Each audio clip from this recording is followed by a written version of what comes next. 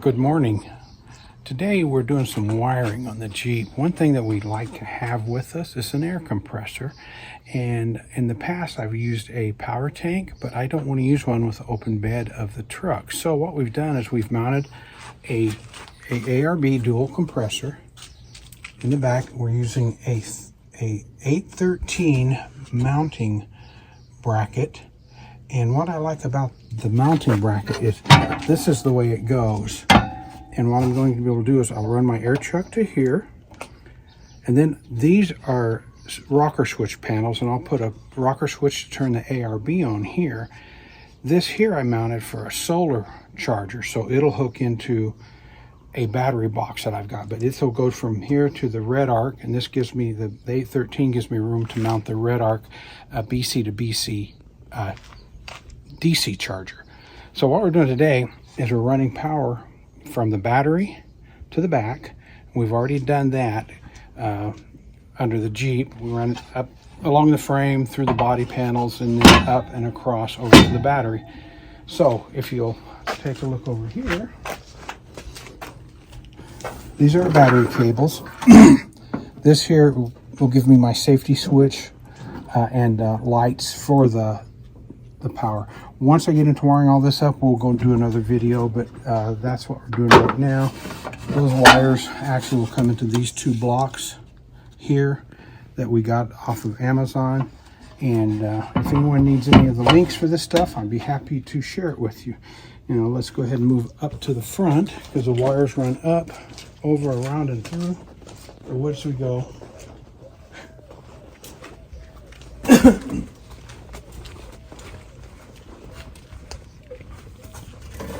And one thing that we want to do is, first of all, we've got to put on new battery ends, which I did that to the negative already, and it'll come over here. Not ready to hook it up yet. And then on the positive side of it, I want to put a fuse in. We do a 40 amp fuse, ARB,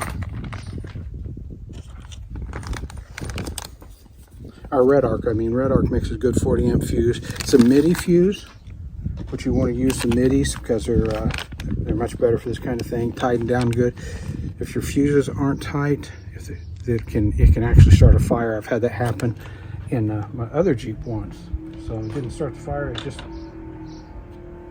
it just melted everything. So what we're going to do here, I'm going to put one end of the fuse here, so we just basically put our glasses on so we don't cut our fingers off.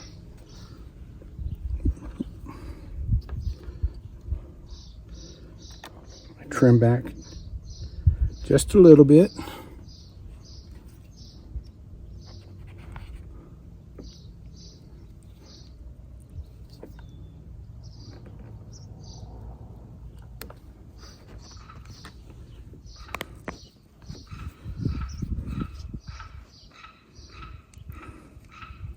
I crimp the ends on, and I use this Harbor Freight crimper. It's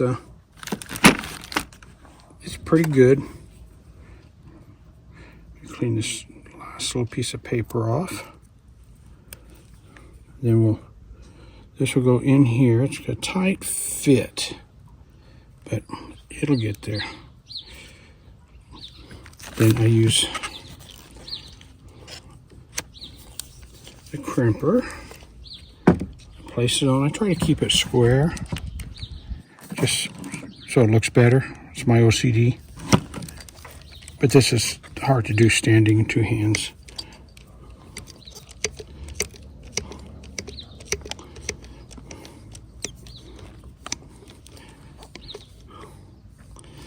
You can solder these also if you want to, but the crimp is actually easier, I think, and better, and you don't burn anything. Okay. Now, having said that, I'll just give it a tug. It's a good connection. Let me see clearly. Okay. The other thing that I do, if you're talking to the front, the other thing I do is I like to put in a piece of heat shrink over it. Normally I put the heat shrink on first, but it's like a little more protection.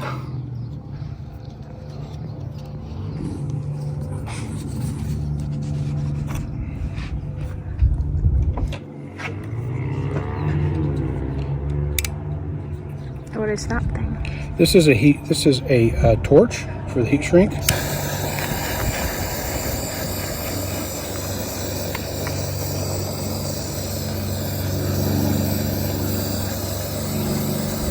And that's it. You can also tape it.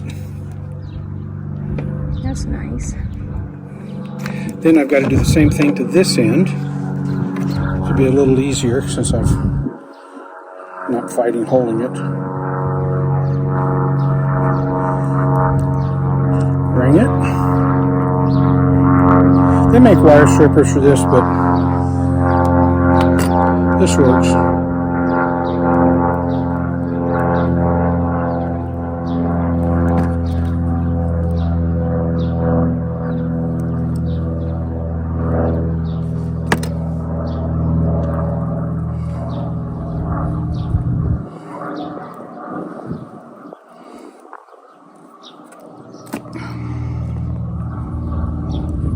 Paper off of it. Oops, and a wire out. Does it still work?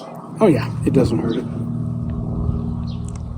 Well, I always thought that they count all the wires that's in there. You know, just like... Well, instead of being 600 volts now, it's 599.4. That's what I, you know.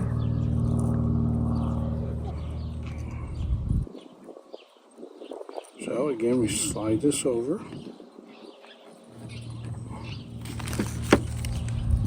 We crank this up a little bit. Slide it through. And we crimp it.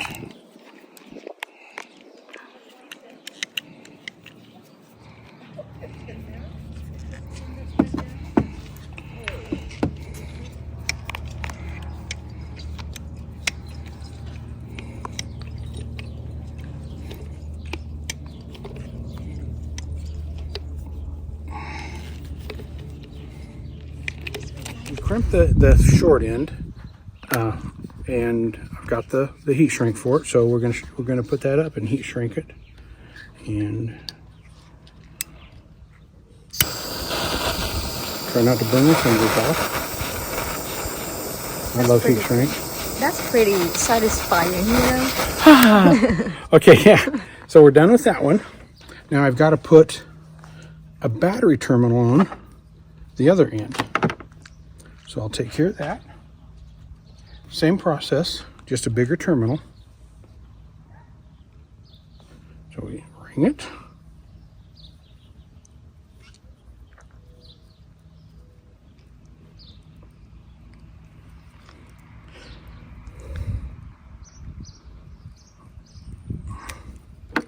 Cut it, slice it, unwrap it.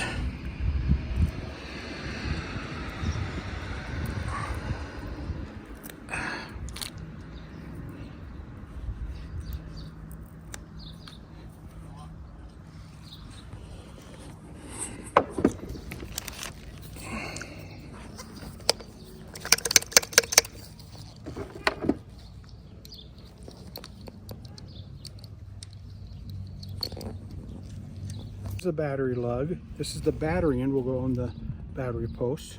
I see. And this goes in here. Oops. I can put that over. Sometimes the little wires want to get out, and I don't like them poking out.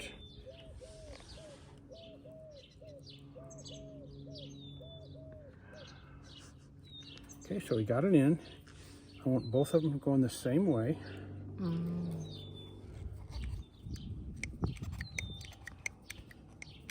I really like these crimpers. I used to use just pliers, but boy, I'll tell you what, I think this is 50, 60 bucks. You can spend a lot more for them. The Harbor Freight, it's not electrical, so it's not gonna go bad. and it's really a good crimp. I've done it on a lot of these things. We're going to heat shrink the other end.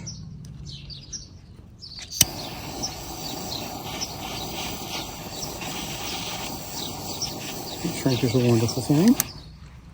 Done.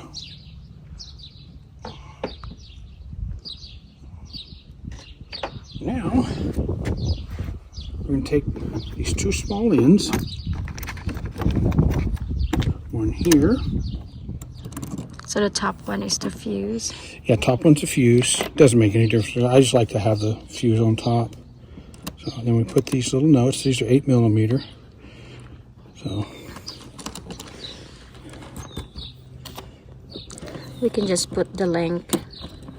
I can put the links on for all this stuff. Be happy to. Now, you really want to get this good and tight. And I'll tell you why. I had these up here one time. I had on my JL, I had a pad right here, and I didn't tighten them down really good. I thought they were tight, but they weren't tight. And it makes such a, when they're loose, the resistance is huge, and it generates a tremendous amount of heat, and it literally melted this entire fuse block. It burnt the fuse up, then melted the fuse block. There's a good video on it by Red Arc that talks about it. So I can put a link to that on it if you want to. Then you just close it up and snap it into place, and we're done. So I've got one here on this one already, and this goes to the Switch Pro. So this will come in here, hook there, and I'll double back a little bit of cable, and we're done with it. So this end is done, and that's, I'm not hooking it up yet because I haven't got it hooked up in the back yet. I'll hook the back up first, and I'll come back here and I'll hook this up, and then I'll test for power. So now we're at the other end of the Jeep, and we're going to connect the wires into this. So these came off of Amazon. We'll put a link on these. These are really handy dandy. They're 150 amp bus bars, and for this 813 battery case, they fit perfect. The two of them side by side.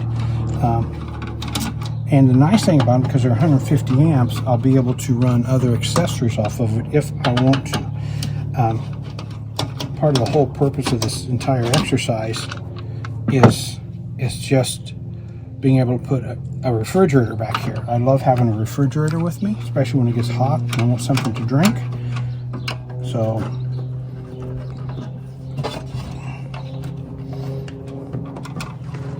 I'm really happy with these. They're basically, they're waterproof and weatherproof right now, but once I put the wiring in, they won't be, but I'll put the wiring in on the bottom side so that it won't leak through. So I've got to go grab a socket real quick. I'll be right back. This wire right here, we didn't do anything with yet. This is a signal and safety wire.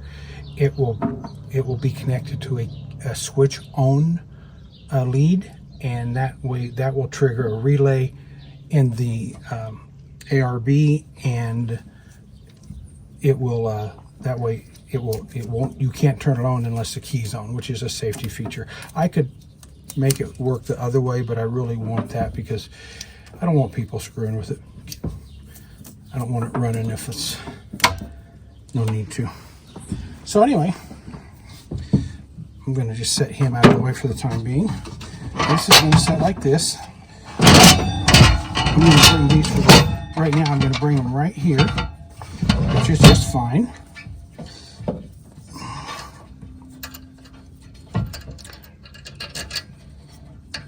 Put one there. Actually, it'll be just a little bit different.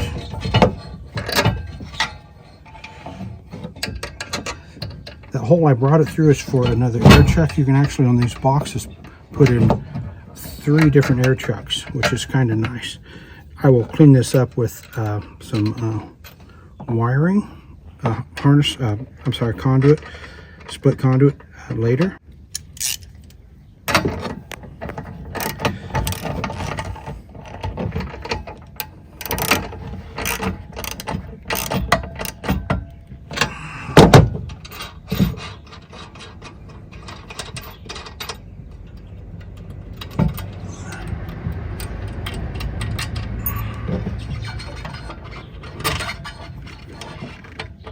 Uh-oh. We have a problem. The hole's not big enough, so I've got to get a bigger lug and fix that up. So I'll be back. Okay, so what we're going to do is we're just going to cut this off here. And there's no need to save that. And we got to strip the heat shrink off. I always carry my handy dandy Leatherman. Boom. So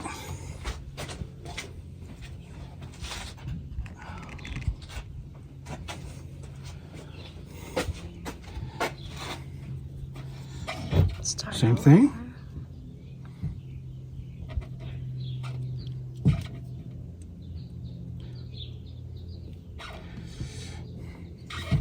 About the year of about 2000, 2001, the guy that worked for me, good friend, Don Mason in Gina, Louisiana.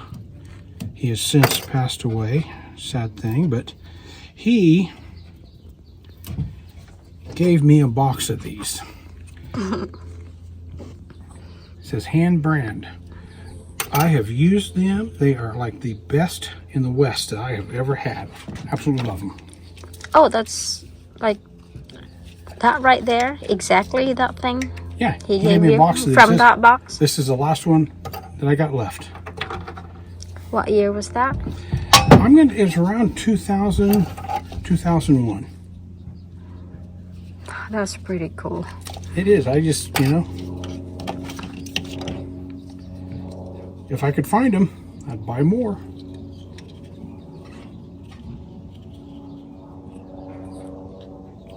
Heat shrink. Pull it through. Put this in.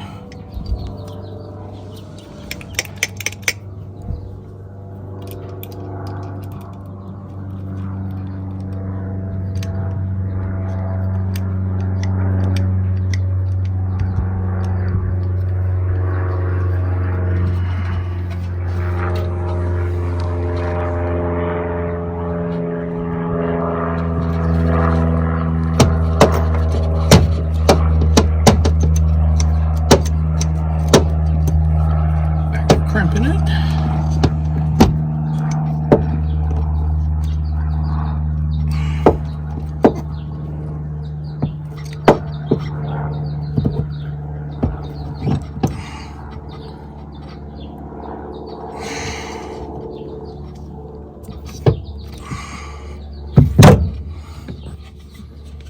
Heat shrink it.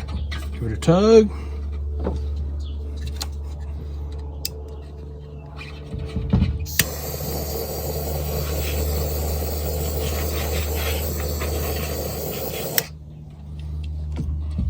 That's that. Pull it up here.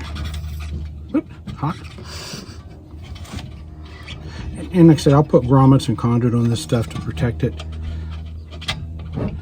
But I don't have the grommets and we can't get anywhere today. They're having, here in our community, Ironman 70.3, and they literally shut our subdivision down so we can't get out.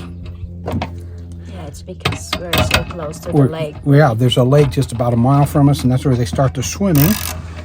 I think at 3 in the morning or something like that. And then from there, they go into a bicycle race and then into a marathon. And so we're basically shut down until 3 p.m. Yeah, around 3.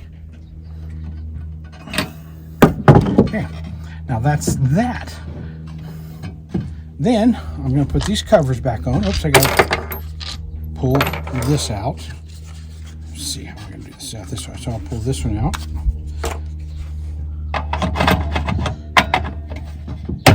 Ouch.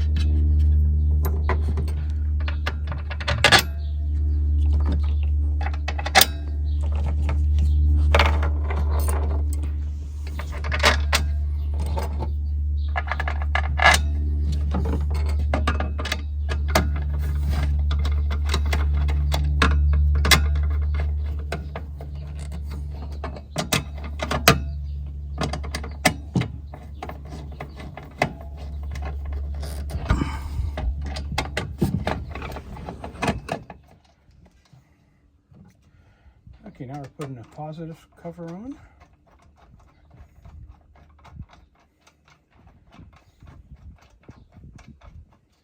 So we looked around a lot. I looked around a lot at mounts for the ARB. And a lot of good places make a lot of good mounts, but they're either under the hood, which then you have a heat and mud problem, or some of them are hidden behind the wheel, and those are really cool, but again, you have a heat and mud. And then there's some behind the seat, but if you're using it a lot, it generates a lot of heat, and it can actually have to put a heat shield on your seat, which is not good either. And I like this one because it's unobtrusive. It's out of the way. This is not a farm truck. We know that, so we don't haul a lot in here except for gardening. And so this is kind of nice, and it doesn't stick out any further than the fender wells inside does. So we're going to finish this up. There you get one more item.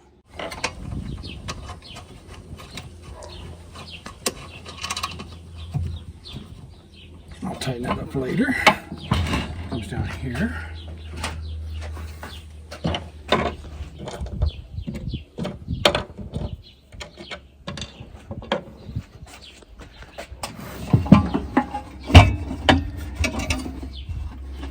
Which comes in here. Got to wiggle the wires around a little bit.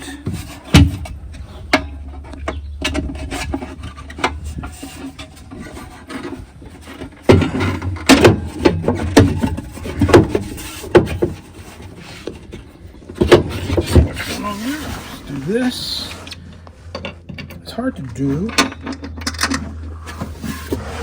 You want me to hold it? No.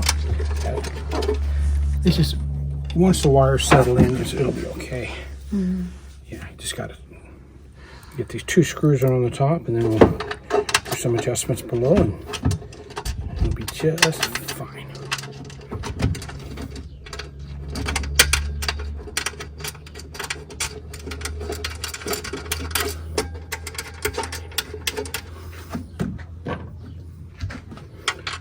Just a bit more.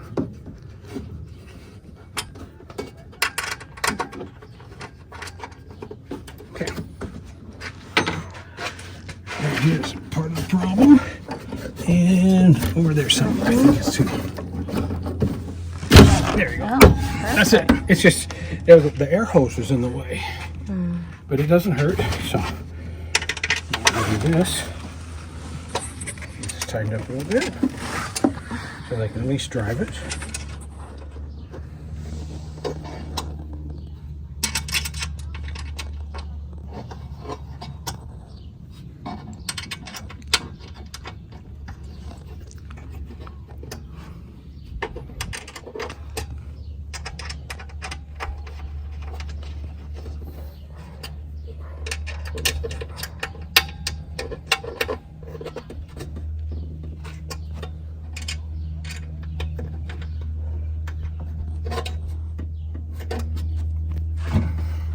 And for the time being, all I need to do is hook up the front, and then I'll check for power back here. Okay. Give me a minute.